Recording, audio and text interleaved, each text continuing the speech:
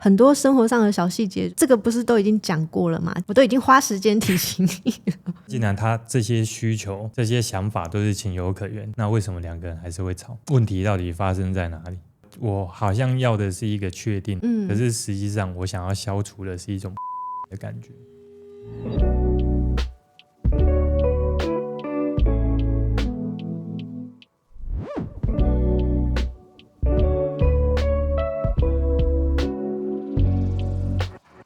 欢迎来到人生解扣方程式，我是节目主持人 Jaco。Hello， 大家好，我是助理主持人香云。我们是一个畅谈人际沟通、伴侣沟通以及自我成长的频道。每个礼拜五的下午5点呢，我们会正式上片，所以喜欢相关的议题，记得关注我们哦。这一集我们要来谈的就是有些关系其实都不是死在不会沟通，而是死在太常沟通了。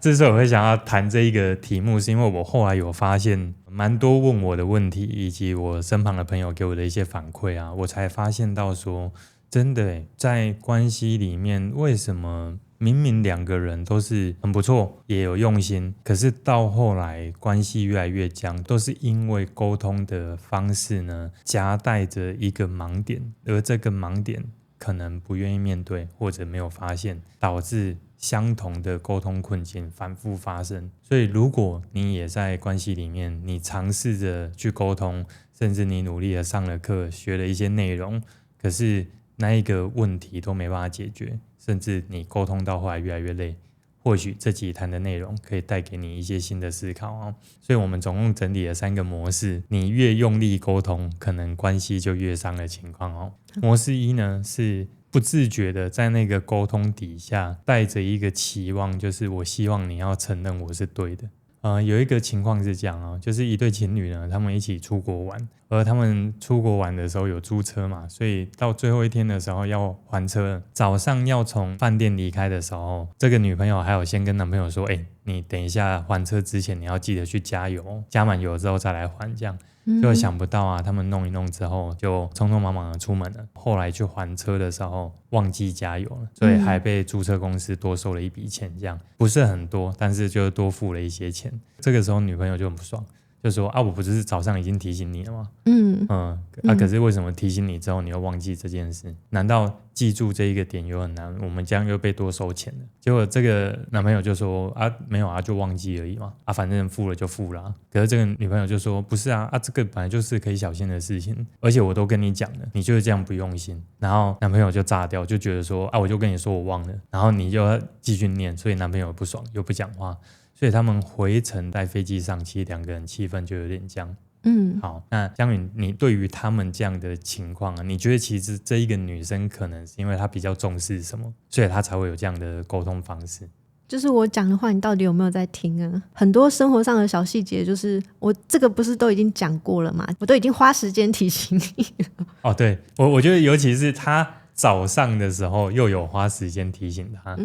所以这个时候呢，当对方又忘记，我在猜啦，如果他们旅行的时候遇到这件事，这个女生又会这么气的话，我们假设有可能他们之前的日常生活当中，这一个男生可能对于这些小事情比较不是那么看重，所以有可能提醒很多次，这个男生都未必会做这样。那当然我们可以理解是以着这个女生的视角，她的需求就是很希望自己的提醒、自己的意见、自己的声音是有被看重的。第二个，她可能在她的想法里面，她会认为的是这件事情是一个你稍微用心就可以做好的事。所以我对于我的另外一半，我对他的行为是有一个期许跟标准的。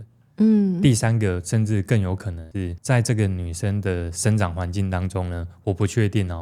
会不会有一种感觉是在她的小时候，她的爸妈对她的要求是相对严格的，而这一个严格呢，就是可能包含了一些细节都要做到，没做到就要被骂。或者在他们家有一种沟通情况是你做错事被念是正常的，所以导致了他后来在外面跟另外一个人一起生活的时候，他不自觉把这套生活标准也套到另外一个人身上。好，那你看我们如果拆解女方的角度，都可以找出她情有可原的地方，对不对？甚至可以理解她的需求跟动机是这样。那既然她这些需求这些想法都是情有可原，都有它的道理在，那为什么两个人还是会吵？问题到底发生在哪里？我自己在想是这样哦，如果我们单纯去看整场的对话，你会发现好像对话到后来隐藏的问题是原本在探讨是要不要加油的问题，到后来变成在探讨是谁对谁错的问题，而且可能这个女生呢不自觉的希望让对方可以承认她才是对的，我有提醒你啊，对不对？我已经跟你讲这件事就是该要这样做，所以没做到就是你的错了。而男方在，如果我们今天想象他们去加拿大好了，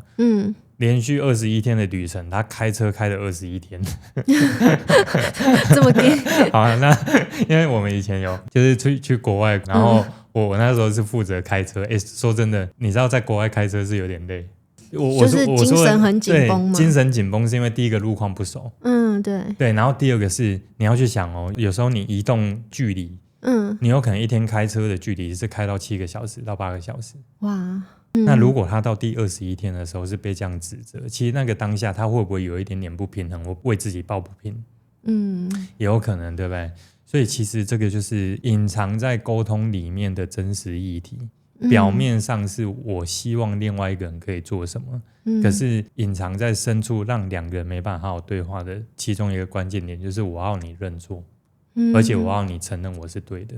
那为什么这一个人会这么需要另外一个人承认我是对的呢？其实我刚想到的点是说，很有可能在那个当下他并没有觉得他是在跟对方沟通你要承认我是对的，就是这个女朋友应该不一定有这个想法，她很有可能单纯是觉得说因为这件事本来就是这样做比较好，对，而且就人家规定就是这样子啊，对，人家规定就这样，甚至是我早上我还要提醒你，对，你只要稍微用点心就可以注意好这件事，对不对？那既然是这样的话，你就做好就好了嘛，所以他在那个当下呢，他可能大脑只是在想的是这就是一个理所当然的事情，所以我并没有要你认错，我也不觉得要你承认我是对的，因为这件事本来就该是这个样子，可是呢这样的说话方式呢会让另外一个人感觉到的是我好像又没做好了，好像永远在跟你的对话都是你对我错了，所以才会造成了这一个沟通会变累的原因，才会造成另外一个人感受上不舒服的原因。我可以理解女生为什么会生气，可是我好像也可以理解男生，就是只要事情有圆满处理结束，我就稍微罚一点小钱，也算有把这件事情交代完整，好像也说得过去。就是我觉得就是两个人处理事情的态度不一样。对，而且因为我觉得就像你刚刚提到男生的这一个视角，如果钱还是他花的呢，多付出去的钱是他自己的钱，对啊，那男生可能还会觉得说反正多付也是我的钱，我自己做事我负责嘛，对不对？那在这样的情况下我还得依照你的规则来跟你道歉，其实我觉得这里他刚好会带到那个我们最近不是有上一堂课是伴侣关系必修课程，我们刚谈的这一个情况有没有，它会产生一个卡点累积在他们的关系里面，就是他们双方在相处的时候一直以着某一个人的标准为主，而另外一个人的想法感受不被看重跟采纳，而两个人都有类似的感觉，女生的感觉是这件事应该这样处理就好了，可是为什么你不处理？所以我的想法不重要，所以女生出现了一个卡点在那边，而对男生来讲是这件事我有我的处理方式，为什么一定都要以你的标准为主，然后如果没有达到你的标准又要被你骂，所以我被骂是应该的吗？所以这个时候男生的心里也会出现卡点，而两个人都不觉得自己有什么真的是千错万错的事，所以造成这个卡点不断累积跟扩大之后，两个人到后来越来越不好说。那像这样子的情况，看似双方都有理，我们要怎么让自己心里舒服一点？我觉得舒服一点是就看怎么报复对方然后你会觉得比较解气吧没有啦我觉得冤冤相报何时了呢。我觉得如果我们回到这件事该怎么去解决比较好，它大致上可以从几个角度。如果我们今天不要讲站对男生或女生，我们就谈针对这件事。如果出游，然后另外一个人是开车开那么久，然后我是有提醒他要加油这件事的，那我们可以去想的是，那要不要共同一起来承担这件事？对，因为其实我觉得伴侣或夫妻，其实两个人之所以到后来关系会变得不好，有些时候是他们站队的问题，就是他们站在哪里。比方说如果今天他们两个是共同在面对这个世界的难题，那这件事就会比较好探讨。很常是那种我好像可以理解你为什么会这么做，那是你的想法，我尊重你，然后随便你。对，那这个时候就会变成是说其实我跟眼前的人是在一起，可是实际上呢，在这样的说话语境之下，我跟他确实没有站在一起。对，而且只要这件事它有一个理所当然的情况，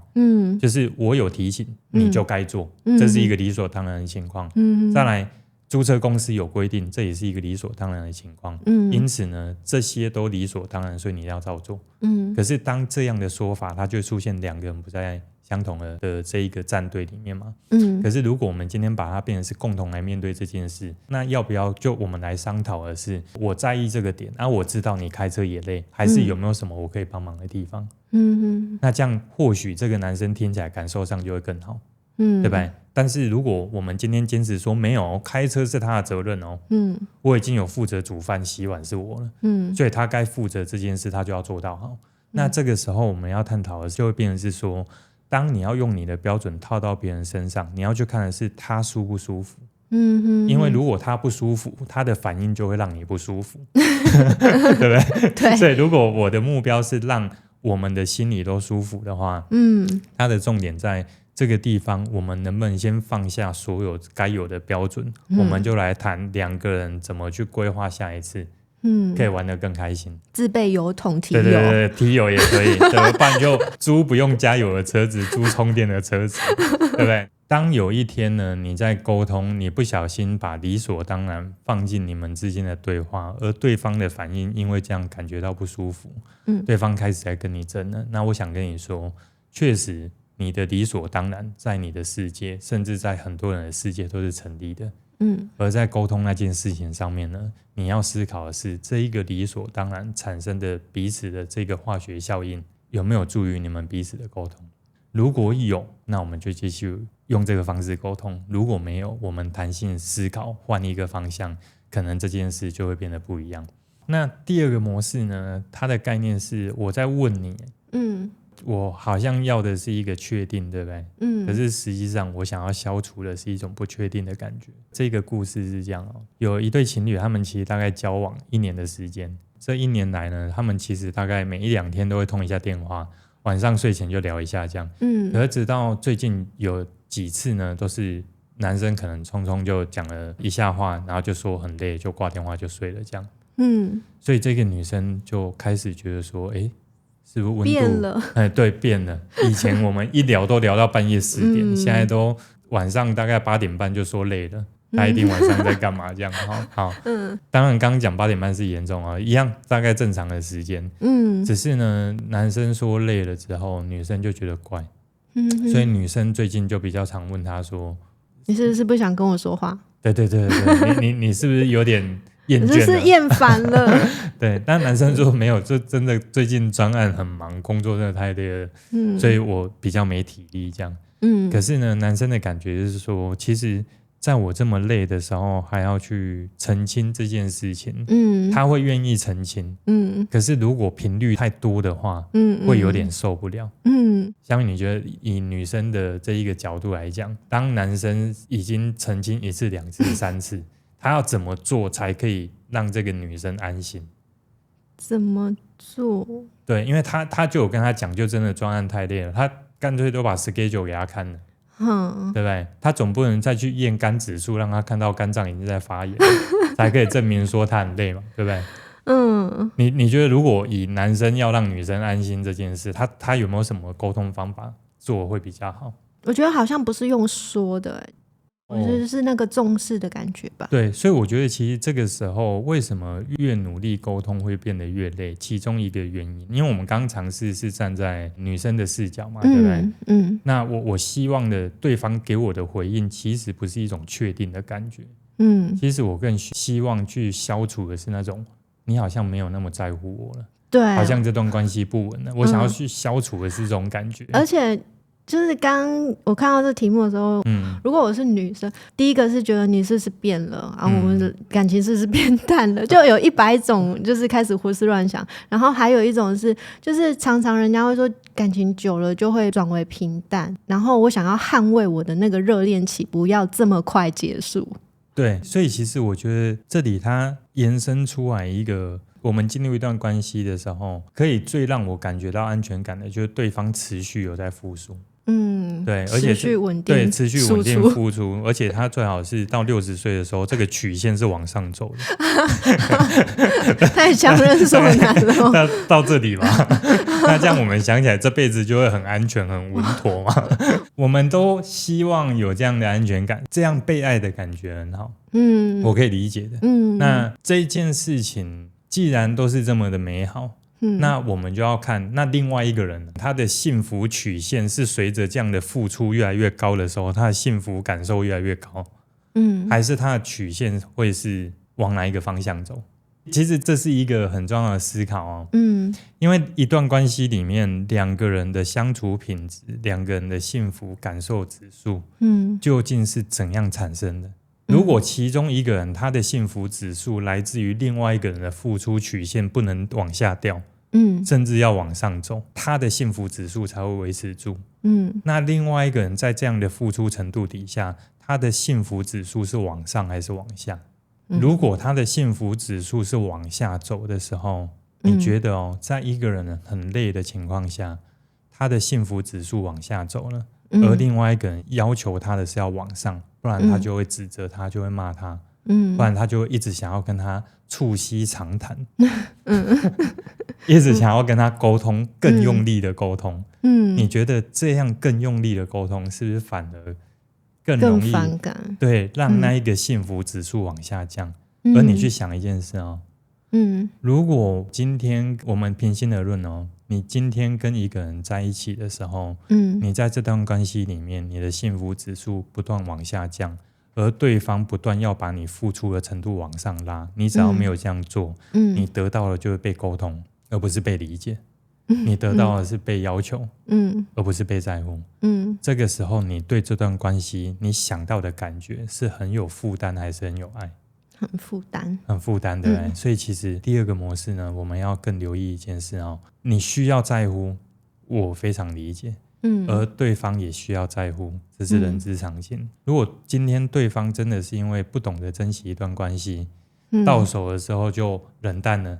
那我们反而在沟通完之后，如果他仍然是这样的付出程度，对不对？在还在交往的时候，你更应该看清楚的是，现在就这样了。你要相信他结婚之后吗？那假设我现在是这个女生，我现在很焦虑，我不想让你对我的那个重视的程度落差那么大。然后回到我们刚刚第一题的解法，就是我们共同去面对这个问题。如果我的部分我还能怎么做？我还能怎么去让我们的关系是往好的方向前进？我觉得如果说就让自己不要那么烦，可是我又可以缓解我的焦虑。我觉得这个可能会跟他的恋爱经验有关系。假设这个是他的前几段的恋爱经验，对不对？有可能他对这件事看重的程度会很高，所以当对方不报备，对方冷掉的时候，他那种关切的感受会很难去忍，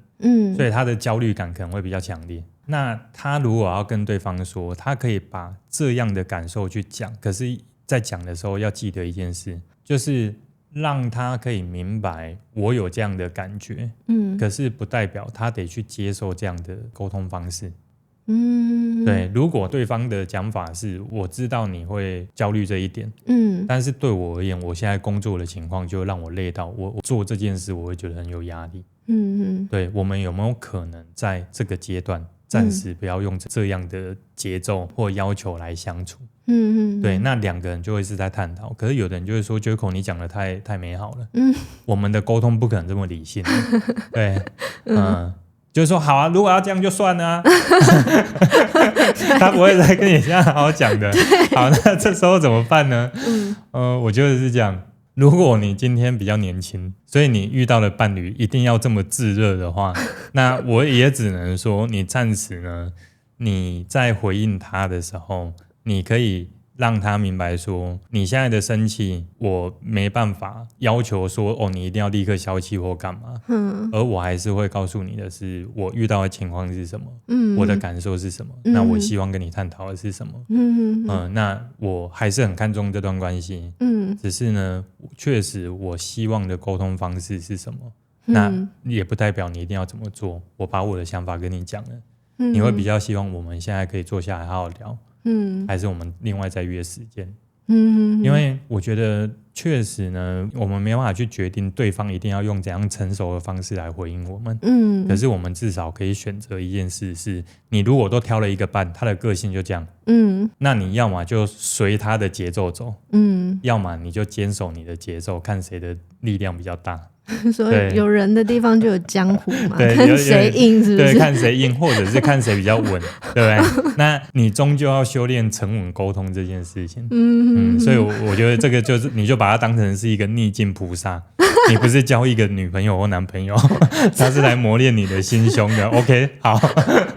所以我觉得这个是比较难处理的情况哦。好，那第二个就是大家成熟度到了，可以好好讲。我觉得它就会变成是说，以我是焦虑的这一方，我希望对方可以多做什么。那我想讲的是，请你从做法跟说法的两个角度走。什么意思呢？就是以我认识的朋友里面啊，只要是善良的人，他们其实都是会有感谢另外一半曾经支持过他们，或曾经对他们温暖的这种照顾。他们其实是会感谢这件事的。所以如果从做法的角度，他已经很累了。你在这个时候，你可以给予的是支持，给予的是照顾。等他哪天不累的时候，或许呢，他给你的这个关心，或者他对这段关系的这个距离连接感会更深。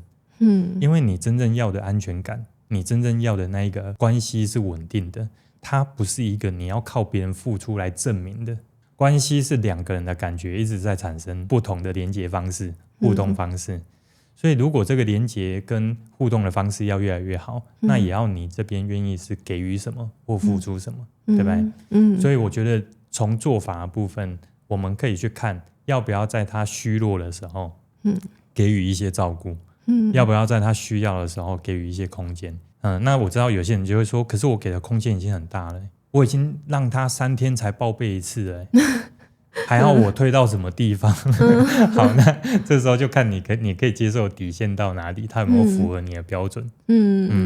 所以我觉得最后一个是这样，我特别想要谈一个东西，就是如果今天我们尝试从做法部分也给予支持，那在说法部分你就记得，我觉得大概表达想法的时候，你谨守一个原则，你只要告诉他你的想法的时候呢，你没有预期他一定得怎么做，这就算是一个安全的水位。对，你没有预期他一定要怎么做。那这个安全的水位，如果你做得到，原则上你的说话方式不会在这件事情引起会让你更焦虑的情况。我说的更焦虑的情况，就是他觉得沟通更累的时候，他会更不想理你。那你就更焦虑，对不对？对。所以我觉得刚那个基本水位，你只要可以拿捏好，原则上这样的表达就不会有太大的问题。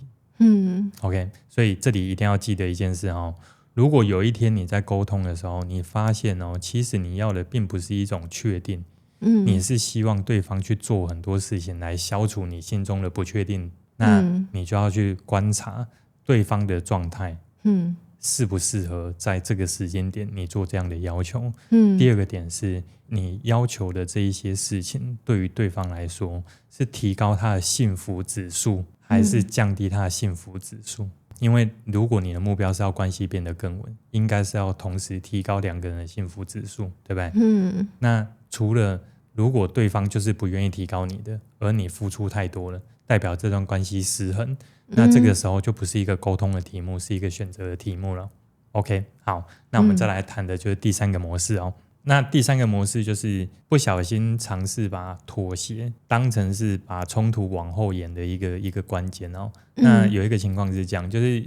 有一个太太她其实很重视的就是假日的时候先生可以跟她相处的时间多一点，多一点家庭的时光哦。但是先生他其实是一个在婚前的时候他本来就是一个朋友很多，热爱户外活动，然后甚至喜欢打球，然后喜欢跟不同朋友相聚的一个个性哦。所以等到结婚之后呢，假日他有些时候还是会安排跟朋友出去打球出去玩，那太太就会觉得说其实我会希望你陪我，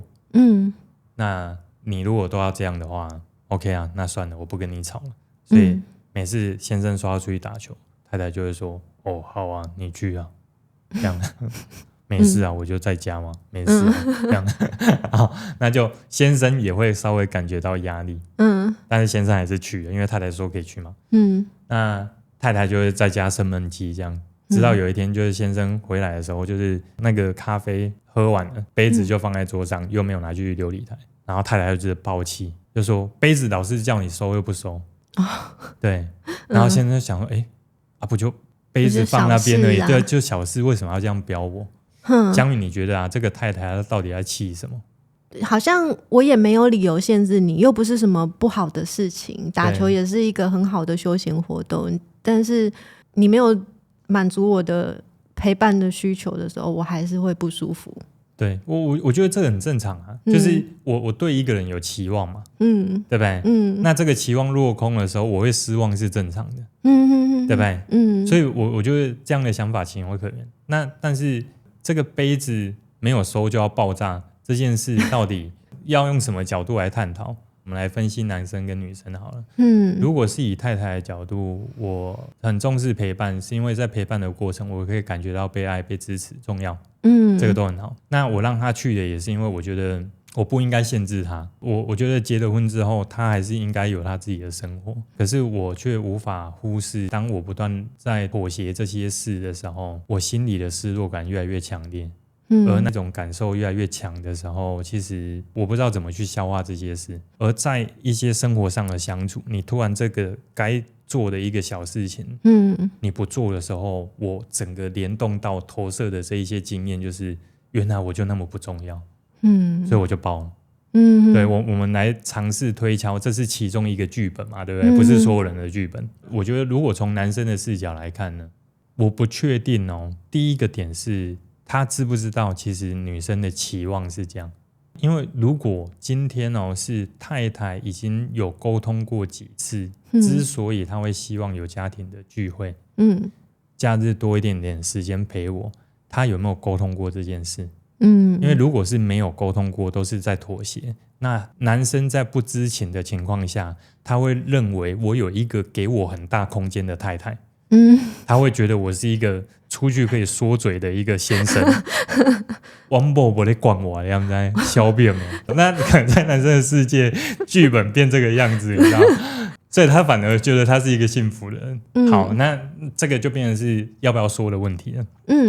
就是那个爆炸，它可以变成是好，我们以后类似的情况，你提前说，那这个男生知道，他就会改变他的比重，那这样就 OK， 对不对？可是第二个情况是有说了，可是男生还是坚持这样做，那他就会出现第二个点。对于男生来讲，究竟呢，他是因为什么才会坚持在假日的时候去安排出游，而不是陪自己的另外一半？对，他是因为什么？因为有一种情况是这样可能呢，他陪他自己的太太的时候去做的都不是他想做的事，而在那个当下，他没办法感觉到放松。所以他会更偏向是假日做放松的事，因为平日要工作很累，对不对？可是这个情况下，是不是如果太太真的要跟他沟通，那就要看那是不是安排的事情也要让先生也可以感觉到放松，那是不是安排这件事的比重就会变高？可是为什么这件事情会变成是一种隐藏在越用力沟通越容易让关系变差的情况呢？原因是因为刚刚我们在拆解是不是都各种可能性，对不对？可是实际上你会发现啊，当我们没有用刚刚的方式拆解，用他们原本的沟通方式是我妥协这件事，而到后来你一直不改，我就爆炸。而我在这个点爆炸的时候，爆炸的方式又是对你而言是莫名其妙的，对不对？然后先生就会觉得啊，我为什么没事要接受你这样的脾气？而太太又说不出来，就是他到底在难过什么，他在气什么？所以两个人就针对这件事累积越来越多的误会，到后来要讲就越来越难说开。所以这一个模式我们要特别小心的事情是，不要呢去妥协太多次你不能接受的点。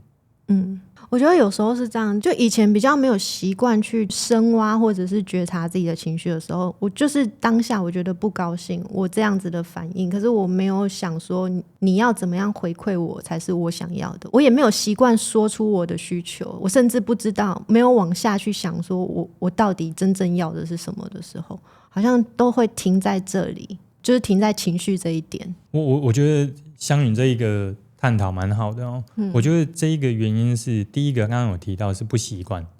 第二个是有可能是不知道。什么意思？以前的我在焦虑或者在生气抓不住的时候，其实我很难去化解我的状态。原因是因为我不知道我内在到底怎么了，我不知道可以用怎样的方式，用怎样的方法去理解自己真正的需求或想法是什么。所以我觉得如果你也有类似这样的疑问，对不对？强力推荐就是你可以订阅我们免费的电子报，以及呢可以参考我们的伴侣关系必修课程线上课程。我先讲电子报哦，因为电子报呢是我每个礼拜都会针对我们在探讨的沟通议题，或者我当时的新体会，关于人的思考、自我的反思也好，或者对于不同的沟通情境，我们提的一些解法。那你可以透过这些资讯呢，慢慢的增加一些可以梳理思绪跟梳理想法的一些技巧。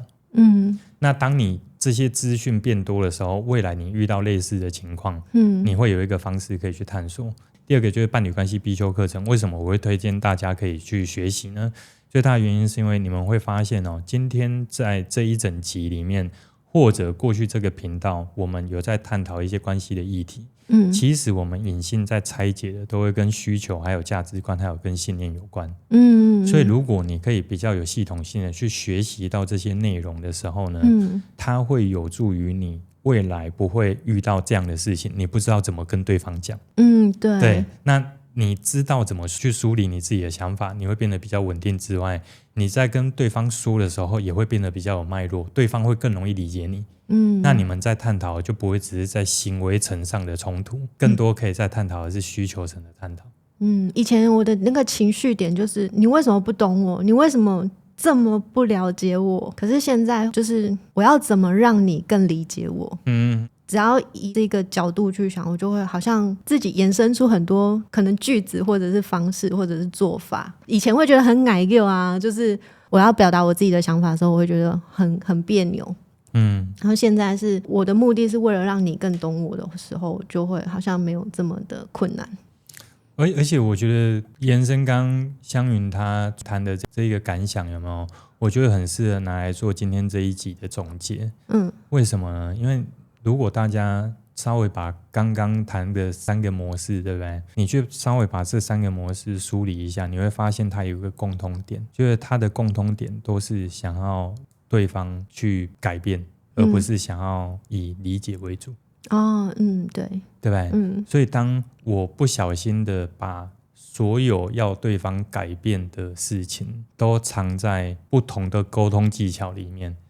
那这就是为什么关系总是会越沟通越累，越来越远。因为我们真正要非常留意跟小心的一件事情，就是我们不要不小心的不断的让自己透过学习、看书、看影片，然后修炼了很多心理学的标签技巧、沟通的技巧之后，想办法让自己表面的沟通方式变得高级，可是呢，真正骨子里希望对方改变的心意不变，认为对方是错的不变，甚至呢认为对方应该要来满足我们的想法不变。